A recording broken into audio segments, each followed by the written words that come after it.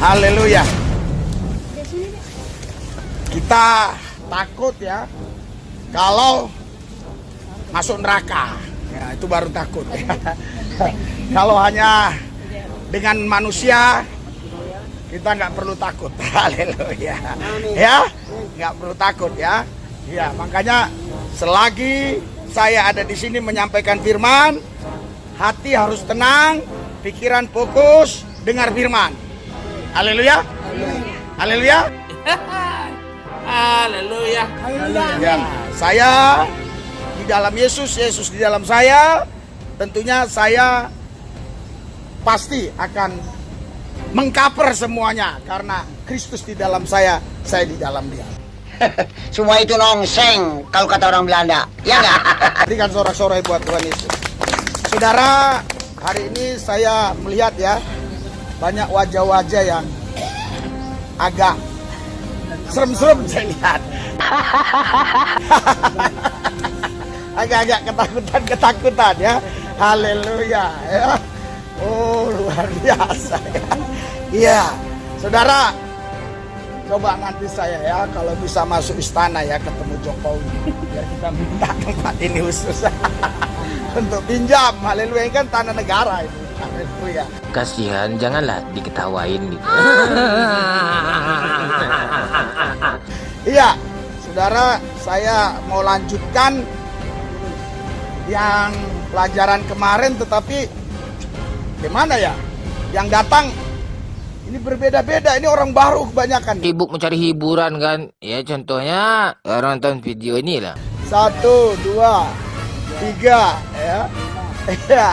Oke.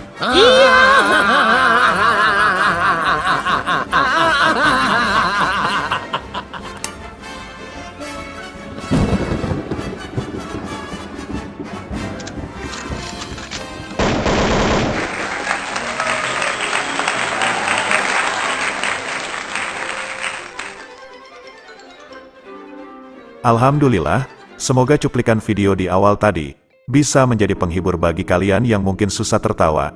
Pada cuplikan pembukaan video di depan, Pendeta Risuli Lubis kini makin terlihat banget kalau niatnya untuk mendapatkan lokasi ibadah secara gratisan. Jadi, segala upaya Pendeta Risuli Lubis menarasikan tentang pembangunan gereja yang dipersulit, pembangunan rumah doa, dan segala bentuk rumah peribadatan umat Kristen itu dilarang, yang katanya, Kenapa banyak saudara-saudari kita yang muslim yang suka tutup gereja, tutup rumah doa. Jadi di sini terungkap ya. Ya, kenapa ada kelompok-kelompok yang seperti itu ya? Saya katakan tidak semua ya orang Islam, tetapi banyak kelompok-kelompok yang suka ya menutup gereja, menutup rumah doa. Kenapa bisa seperti itu, saudara? narasinya tersebut kini terbukti bahwa sesungguhnya pendeta ini pinginnya untuk memperoleh suatu tempat yang ingin dijadikannya bangunan gereja atau rumah doa itu tanpa syarat, alias ingin mendapatkannya seefisien mungkin, seperti layaknya memasak mie instan. Nah, dugaan saya, Pendeta Risuli Lubis ini, untuk memperoleh sesuatu yang diinginkannya secara gratis itu, harus memfitnah umat Islam terlebih dahulu, ibarat 1 kali dayung, 2, 3 pulau terlampaui. Inilah sifat aslinya, macam Belanda yang ingin merebut Indonesia dengan menghalalkan segala cara, meskipun caranya itu busuk seperti tujuan iblis. Baiklah sahabat beriman, sekarang mari kita lanjut tontonin hiburan yang akan disampaikan oleh Pendeta Risuli Lubis. Yang mana ha? Yang mana? Yang mana? Berikan sorak-sorai buat Tuhan Yesus.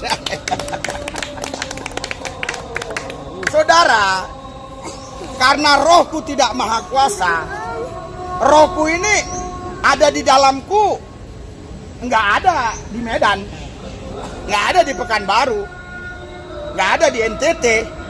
Tapi kalau rohku ini maha kuasa, rohku maha hadir, di mana-mana bisa hadir. Jadi banyak orang terjebak dengan fisik. Oh, sekarang saya mau tanya, waktu itu Yesus Tuhan Allah bukan? Waktu di bumi dia Tuhan Allah bukan? Oke, manusia dan Tuhan Allah. Sepenuhnya manusia, sepenuhnya Tuhan Allah.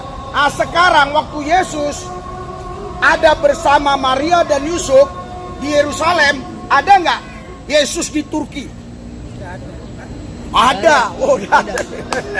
Ada. Mahathir.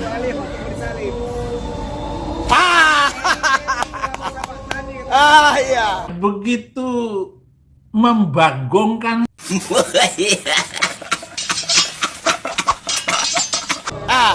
Ini saudara, ini yang digunakan oleh pihak-pihak tertentu untuk memojokkan kita sehingga kita bisa bingung. Penuh bohong.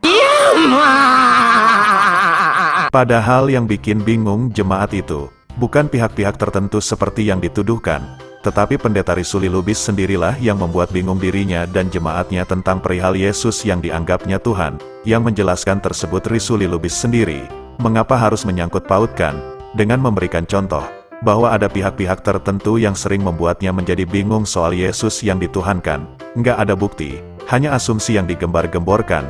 Mana bisa dipercaya kalau ada pihak-pihak tertentu yang membuat mereka menjadi bingung? Pengajarannya ini, justru si pendeta mengajarkan jemaatnya untuk menuduh pihak-pihak tertentu yang dianggapnya bisa membuat mereka jadi bingung. Perasaan, dari dulu hingga sekarang, pendeta Risuli Lubis pun sebenarnya masih bingung dengan sosok Yesus yang dianggapnya Tuhan. Memang ya, pendeta yang satu ini tukang fitnah. Kalau nggak provokasi, pasti fitnah sana-sini. Putra mahkota Raja bin Salman, putra mahkota Arab, ya, yang sekarang menjadi pemimpin di sana, ya, itu menolak, menghapuskan, ya, hadis-hadis Nabi SAW itu, Nabi Muhammad SAW, ya, bahkan hadis Sahih pun ditolak.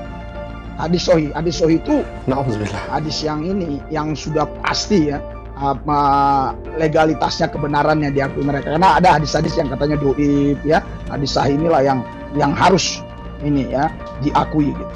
Tapi itu ditolak. Ya. Wah, ini saudaraku yang saya kasih, wah ini kita tidak tahu ini tanda-tanda apa ya.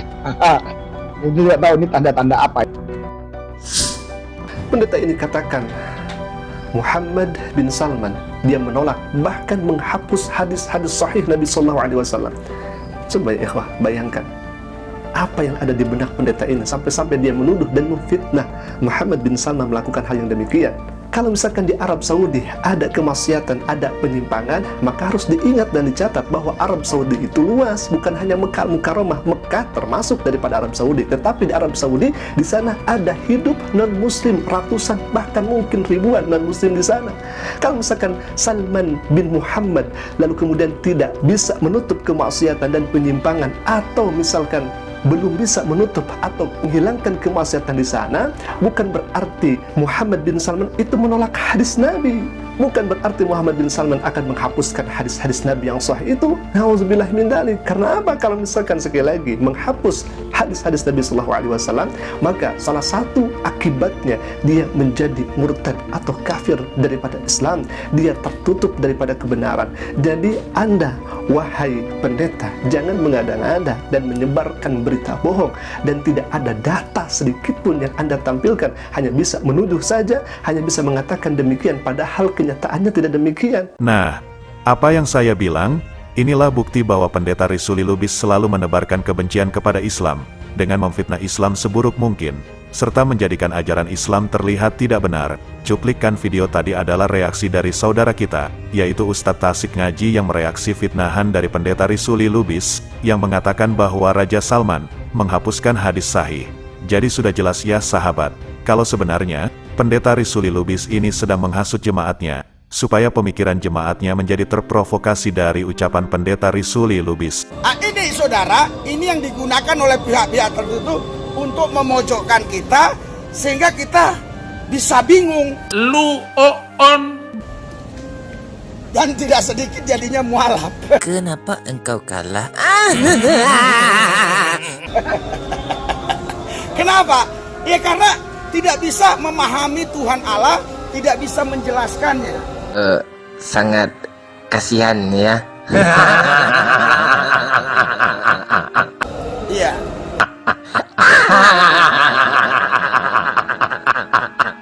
Inilah doktrin cuci otak jemaat untuk mengembangkan pemikiran dengan sistem propaganda, berusaha membengkokkan ajaran yang sudah lurus. Baiklah sahabat, Saya cukupkan videonya sampai di sini. Jangan lupa subscribe bagi kalian yang baru tahu channel ini.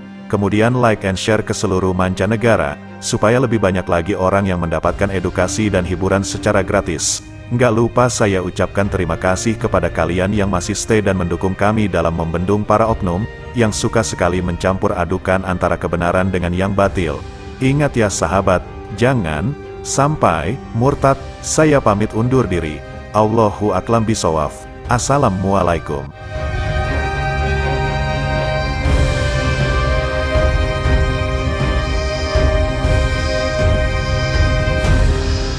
Memang kerjaannya tipu-tipu.